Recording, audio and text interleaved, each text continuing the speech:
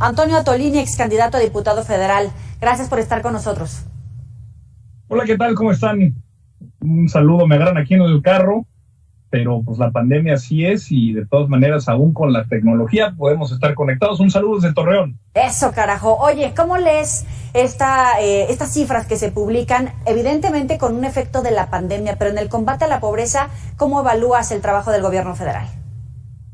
Es importante decir algo antes. El Coneval vive la pobreza de una manera bien interesante porque generalmente utilizamos o se hace referencia a lo que se llama la línea de pobreza, y eso organismos como el Banco Mundial o el Fondo Monetario Internacional establecen que es una cierta cantidad de ingreso al día, y con eso puedes tú decir si hay una persona que es pobre o no.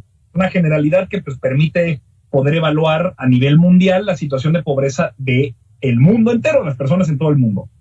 En el Coneval se mide la pobreza de una manera muy interesante porque se llama una medición multidimensional. ¿Qué significa eso?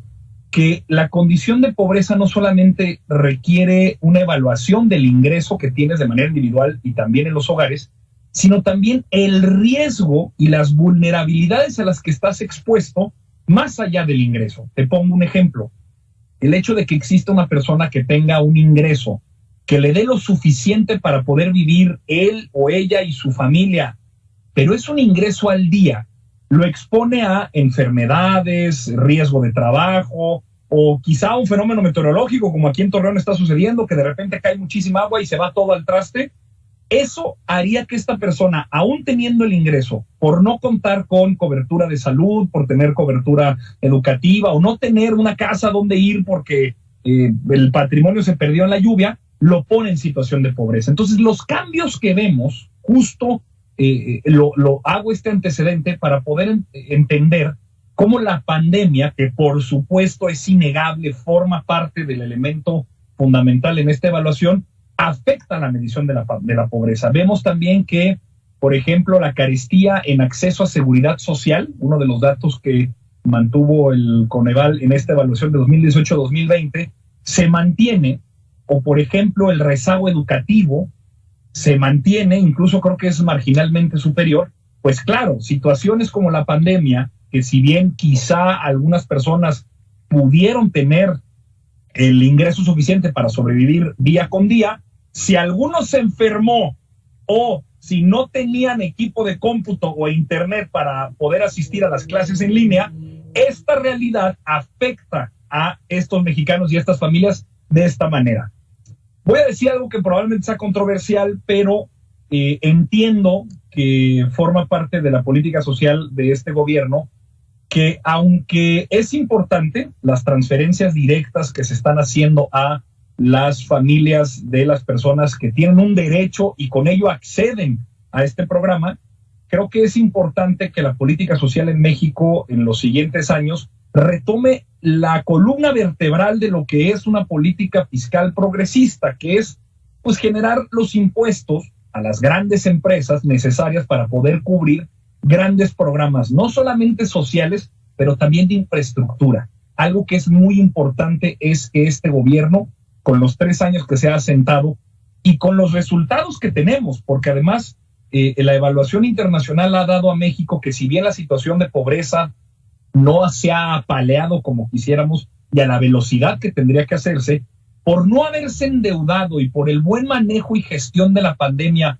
en sus instituciones de salud, pero también en la participación con el Concierto de las Naciones para recibir vacunas, México está en una mejor condición que países homólogos como Colombia o el propio Perú para poder salir de esto. Entonces, los resultados son cuando menos desalentadores, pero se entiende con la introducción que era importante hacerlo, por qué la pobreza multidimensional, dada la pandemia, refleja estos datos. Espero que para el siguiente trienio de este sexenio, la política fiscal de este país atienda con, ahora sí que, mayor agresividad, la base gravamen, la base tributaria para que las grandes empresas puedan seguir pagando y también podamos ayudar a que se formalicen a los pequeños comerciantes para poder dar, sí, el pago de sus obligaciones tributarios, pero también los derechos que vienen acompañados con eso, la seguridad social, que tan importante resultado en esta pandemia. Pero los programas sociales, aunque en efecto están destinados, están diseñados para tratar de apoyar a la pobreza, la marginalidad, la desigualdad, ¿de verdad esa es la vía para ir reduciendo tanto el número de pobreza como los efectos de la pobreza en diferentes ámbitos como lo hemos hablado? No solamente, pero claro que es un importante mecanismo. A ver, las transferencias directas que se están haciendo, por ejemplo, en un programa universal como lo es la pensión de adultos mayores, claro que genera una red mínima de bienestar que por el propio modelo neoliberal al que hemos estado sujetos los últimos 30 años, le privó a estas familias de un retiro digno y suficiente. Entonces, la pensión de adulto mayor, que además es un programa universal, le permite a una persona o a una pareja o a un hogar tener un ingreso en el ocaso de la vida para poder tener un retiro digno. Este es un programa muy importante y se dignifica. Pero no hace un boquete, no hace un boquete en el presupuesto. ¿No será impagable a largo plazo? No. O sea, la estructura del propio presupuesto se da de tal manera que se puede costear. A ver, y no me lo crean a mí, lo pueden revisar permanentemente en las cuentas públicas que se presentan. No estamos incurriendo en deuda, ni tampoco estamos imprimiendo la máquina del dinero, por lo que tampoco tenemos una espiral inflacionaria que es claramente dada. Es decir, el superávit primario con el que hemos tenido el compromiso en el gobierno federal desde 2018 se mantiene, por lo que el dinero que se está utilizando para asignar a los programas sociales es dinero que ya se tenía, pero que se malversaba, se malutilizaba o simplemente se perdía, que es parte de la mayor bondad que tiene la política social, al menos en términos administrativos y de su entrega, que es el dinero está llegando a la gente, ya no se pierden los intermediarios que tenían un uso corporativo de este dinero. Pero hay ruido ahí en los padrones, ¿no? Hay un margen de que pues se puede perfeccionar tanto el padrón como estas cadenas para que los recursos que se están destinando a través de estos programas sociales en efecto lleguen a sus beneficiarios, porque de repente sale que el muerto está recibiendo o que ese fulano ya no lo está recibiendo. O sea, todavía le falta un tramo importante de gobierno, sí, estos 3 años, pero también para perfeccionar ese flujo del envío a la recepción del dinero de quien de verdad lo necesita. Quizá en la cobertura, Yoeli, pero en la transferencia no. De hecho, parte de la que el programa, digamos, lo que los programas sociales también traen acompañado es una bancarización del país. Los centros integradores del desarrollo, donde se instalan las sucursales del Banco del Bienestar, de donde se obtiene el dinero de manera directa a través de una tarjeta. Eso en 2018 les podrá parecer poco relevante a algunos que todavía extrañen los días del viejo régimen, pero en 2018, de los 2.457 municipios que tiene México, en casi 1.900 no había ni sucursal ni un cajero automático. Entonces, los neoliberales que tanto presuman de ser que les gusta tanto la economía de mercado globalizada, fueron incapaces siquiera de poder ofrecerle los más básicos servicios bancarios a la gran mayoría de la población. Entonces, la transferencia viene de una cuenta y llega directo a través de una tarjeta, ya no hay intermediario. Pero a ver, claro, de los efectos de los programas Bienestar, los que llevan el apellido Bienestar, ¿cuál es la diferencia, por ejemplo, con Solidaridad? En efecto, logran combatir el origen de la pobreza, esa brecha que existe todavía entre los mexicanos, que en efecto eso es lo que hay que combatir y se aplaude, pero de verdad esa es la receta, porque creo que aunque es una buena idea, es un buen espíritu, cambiarle de apellido solamente no es lo necesariamente importante, hay que cambiar el método completo. Sí, el método de las transferencias condicionadas, que además México fue pionero en eso, forman parte del baluarte y la punta de lanza de la política social neoliberal. Lo que hacía Solidaridad era establecer un programa que aliviaba, mantenía, no agravaba la pobreza, la mantenía en una situación estable porque era un programa que estaba pensado en mantener las condiciones mínimas de supervivencia. Los programas del bienestar ahora, los nuevos, por ejemplo, la pensión de adulto mayor, jóvenes escribiendo el futuro, que son becas que llegan de manera federal y sin intermediarios a estudiantes de tercero, secundaria y también de prepa y hasta la universidad, o el apoyo a madres solteras o el apoyo a personas con discapacidad.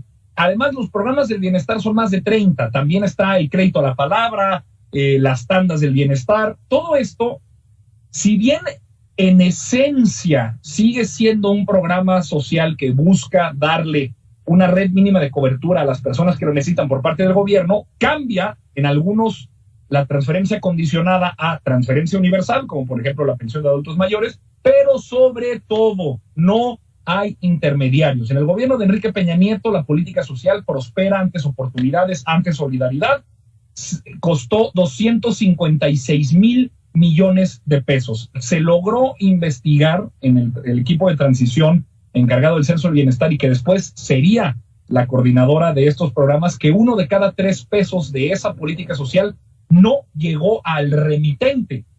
Entonces, 256,000 millones de pesos en 6 años, casi 120 más o menos, pueden haberse perdido entre el uso, mal uso y desuso de los operadores que en este momento tenían control. Entonces, Antonio, se está corrigiendo algo de estructura. Te la compro, pero de los programas sociales que tienen como un buen fin, sí, te voy a hacer así, pero aguantas vara, ¿no? Listo. Sí. Es un monto económico importante para combatir estos puntos, pobreza, desigualdad.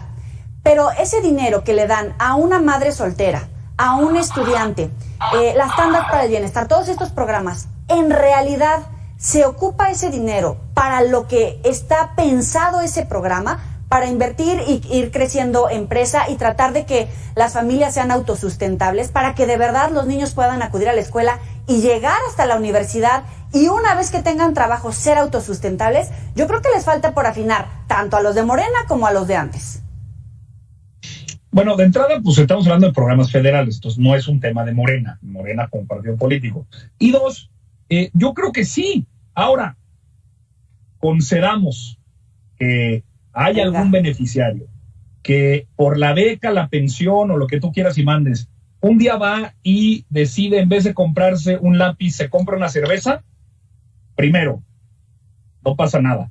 Dejemos de prejuzgar, porque la beca lo que busca es aliviar el costo de oportunidad para que una persona tenga lo necesario para poder estudiar, pero no somos autómatas. Claro que hay un derecho al ocio y a la sana diversión. Total. Segundo, si esto llegara a un punto ya vicioso, en donde por completo esta persona está usando mal uso del recurso, esto se actualiza cada mes y hay una condición fundamental: tiene que estar estudiando, tiene que estar inscrito. Por eso a mí me da mucha risa, y me da risa, digamos, hasta los compadezco cuando me dicen, es que el presidente López Obrador entrega programas a los ninis. Pero primero, no nos referimos a estas personas así, porque no es su culpa. Y 2, ¿cómo vamos a llamar a un programa de niños que ni estudian ni trabajan, si Jóvenes Escribiendo el Futuro es una beca y Jóvenes Construyendo el Futuro es precisamente un trabajo?